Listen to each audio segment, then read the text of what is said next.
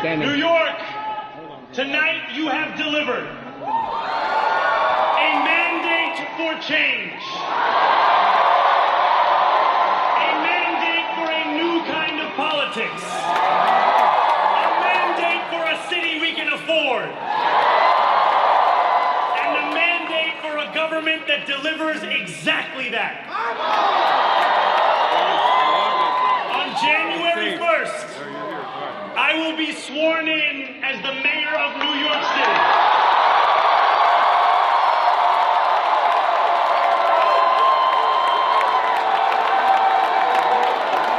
And that is because of you. So before I say anything else, I must say this. Thank you. Thank you to the next generation of New Yorkers who refused to accept that the promise of a better future was a relic of the past. You showed that when politics speaks to you without condescension, we can usher in a new era of leadership. We will fight for you because we are you. Or as we say on Steinway, ana minkum wa ilaykum.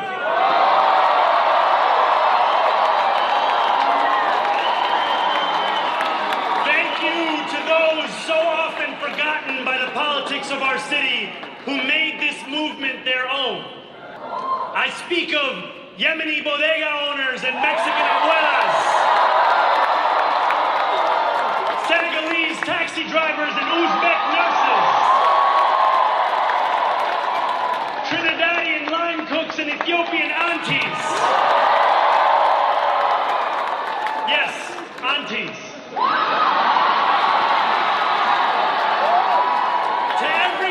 In Kensington and Midwood and Hunts Point,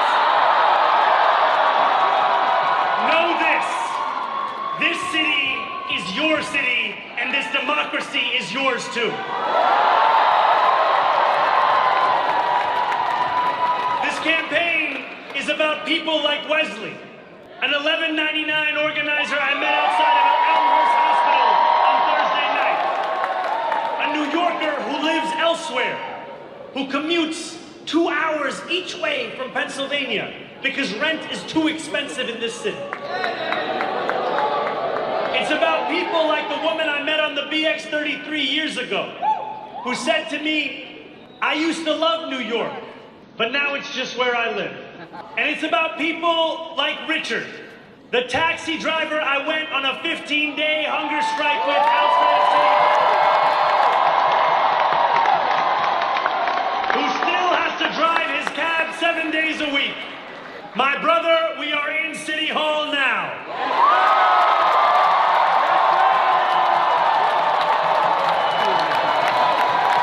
This victory is for all of them, and it's for all of you.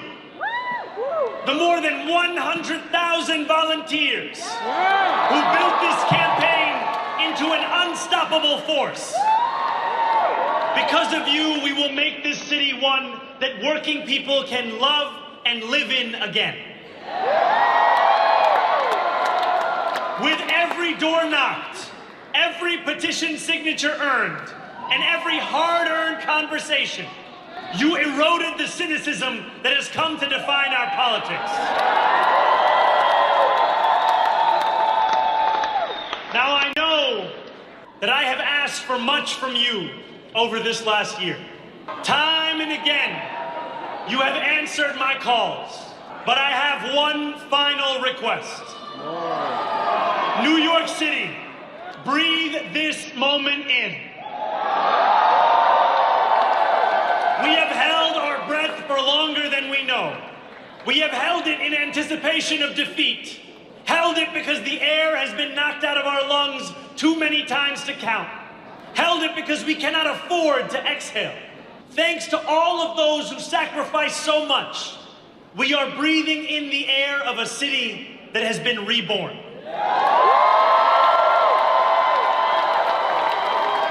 To my campaign team, who believed when no one else did, and who took an electoral much more. I will never be able to express the depth of my gratitude. You can sleep now. To my parents, Mama and Baba,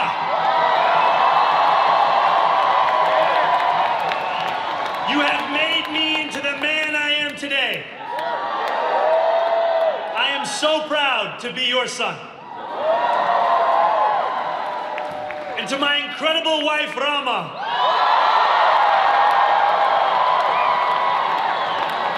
Hayati, there is no one I would rather have by my side in this moment and in every moment.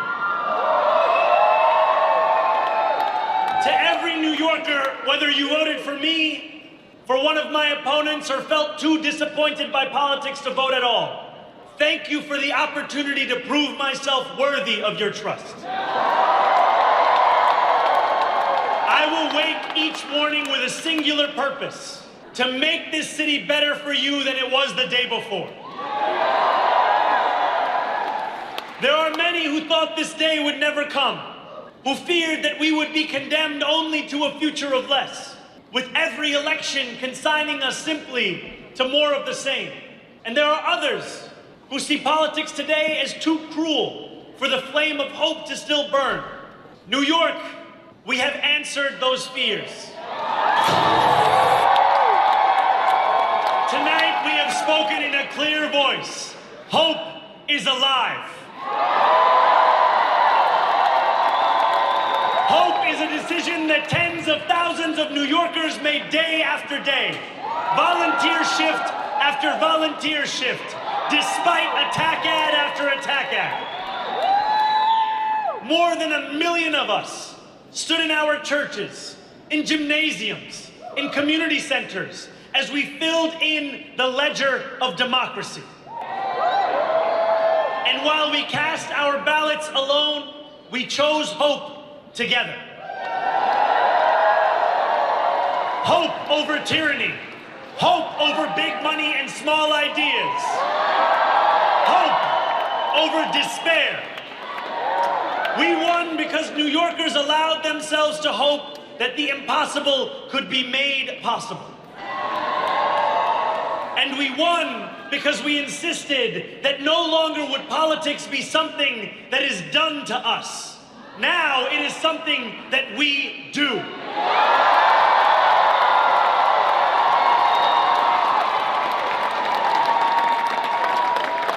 Standing before you, I think of the words of Jawaharlal Nehru.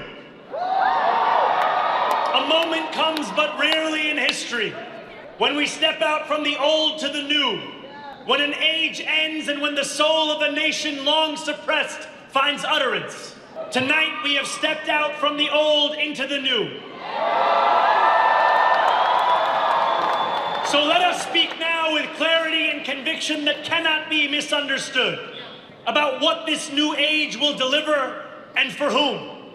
This will be an age where New Yorkers expect from their leaders a bold vision of what we will achieve, rather than a list of excuses for what we are too timid to attempt.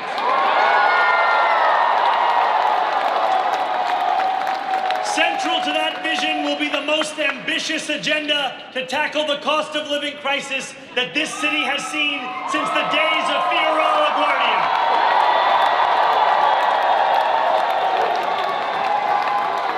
An agenda that will freeze the rents for more than 2 million rent-stabilized tenants. Make buses fast and free. And deliver universal child care across our city. Years from now, may our only regret be that this day took so long to come. This new age will be one of relentless improvement. We will hire thousands more teachers. We will cut waste from a bloated bureaucracy. We will work tirelessly to make lights shine again in the hallways of NYCHA developments where they have long flickered. Safety and justice will go hand in hand as we work with police officers to reduce crime and create a department of community safety that tackles the mental health crisis and homelessness crises head on. Excellence will become the expectation across government, not the exception. In this new age we make for ourselves, we will refuse to allow those who traffic in division and hate to pit us against one another. In this moment of political darkness, New York will be the light. Here, we believe in standing up for those we love. Whether you are an immigrant, a member of the trans community, one of the many black women that Donald Trump has fired from a federal job, a single mom still waiting for the cost of groceries to go down, or anyone else with their back against the wall, your struggle is ours too. And we will build a city hall that stands steadfast alongside Jewish New Yorkers and does not waver in the fight against the scourge of anti-Semitism. Where the more than 1 million Muslims know that they belong. Not just in the 5 boroughs of this city, but in the halls of power. No more will New York be a city where you can traffic in Islamophobia and win an election.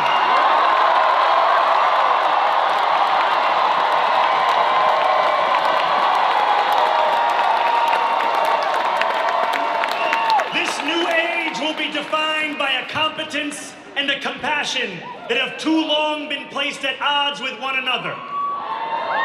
We will prove that there is no problem too large for government to solve and no concern too small for it to care about. For years, those in City Hall have only helped those who can help them.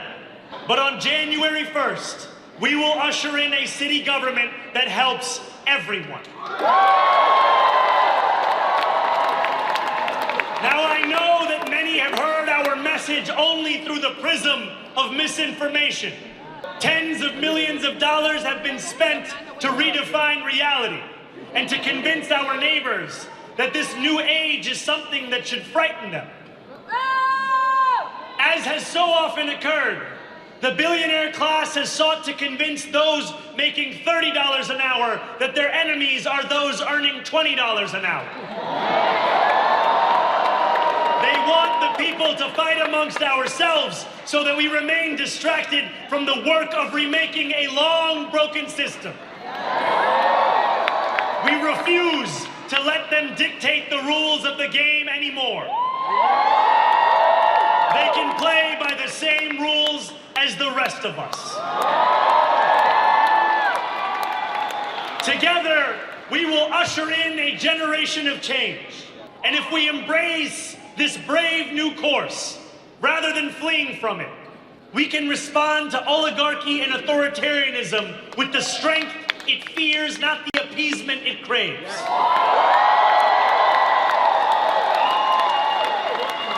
After all, if anyone can show a nation betrayed by Donald Trump how to defeat him, it is the city that gave rise to him.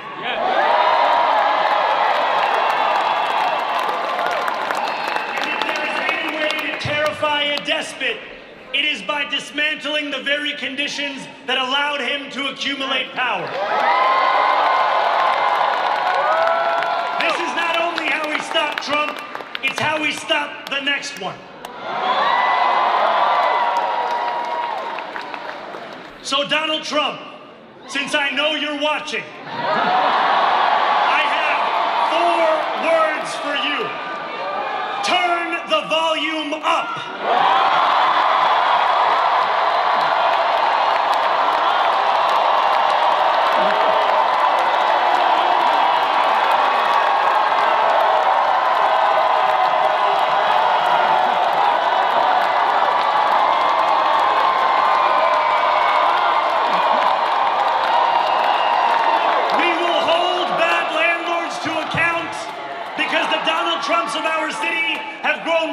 too comfortable taking advantage of their tenants. We will put an end to the culture of corruption that has allowed billionaires like Trump to evade taxation and exploit tax breaks. We will stand alongside unions and expand labor protections because we know, just as Donald Trump does, that when working people have ironclad rights, the bosses who seek to extort them become very small indeed. New York will remain a city of immigrants, a city built by immigrants.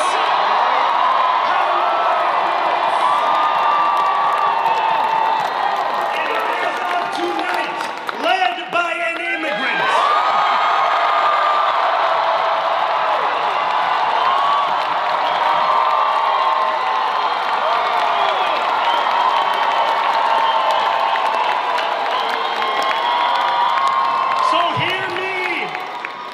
Trump, when I say this, to get to any of us, you will have to get through all of us.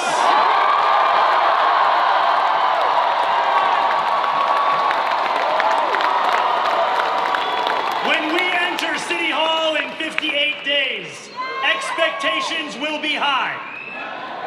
We will meet them. A great New Yorker once said that while you campaign in poetry, you govern in prose.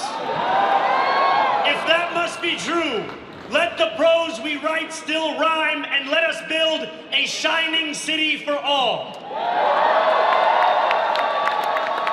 And we must chart a new path, as bold as the one we have already traveled. After all, the conventional wisdom would tell you that I am far from the perfect candidate. I am young, despite my best efforts to grow older. I am Muslim. I am a democratic socialist. And most damning of all, I refuse to apologize for any of this.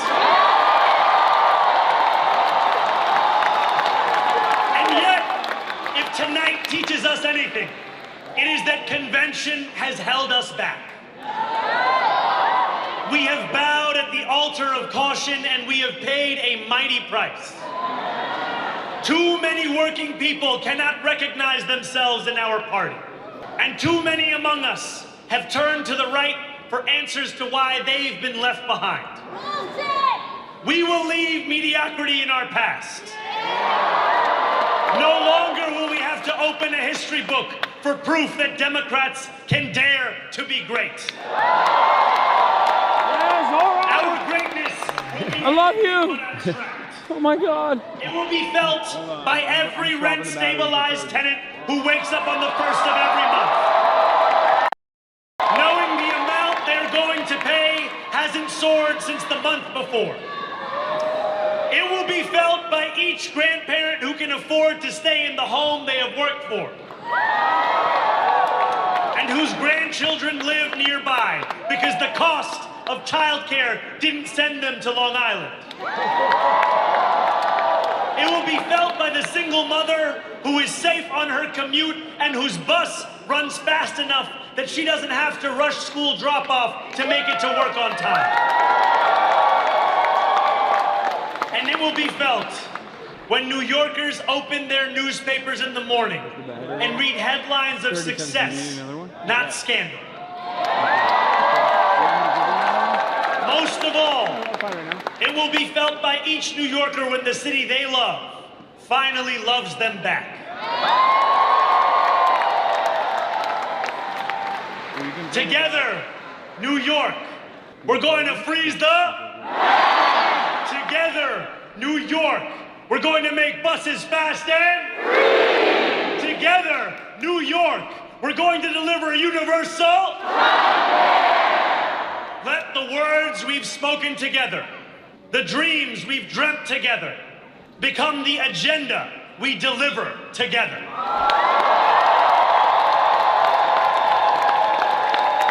New York, this power, it's yours. This city belongs to you. Thank you.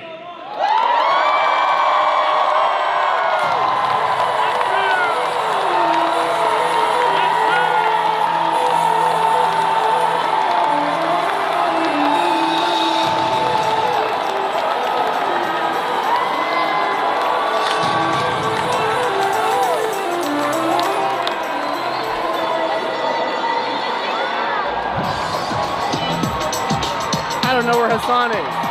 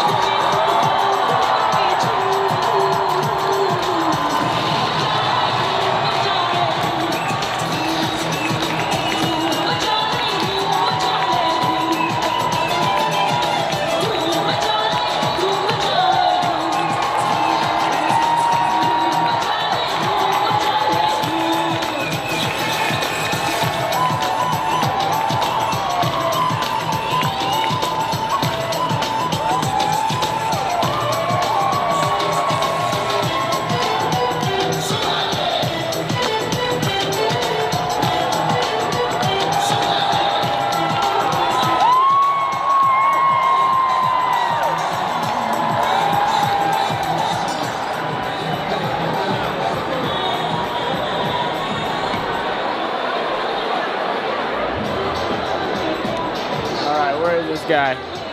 Let's find him. What'd you guys think of that, chat?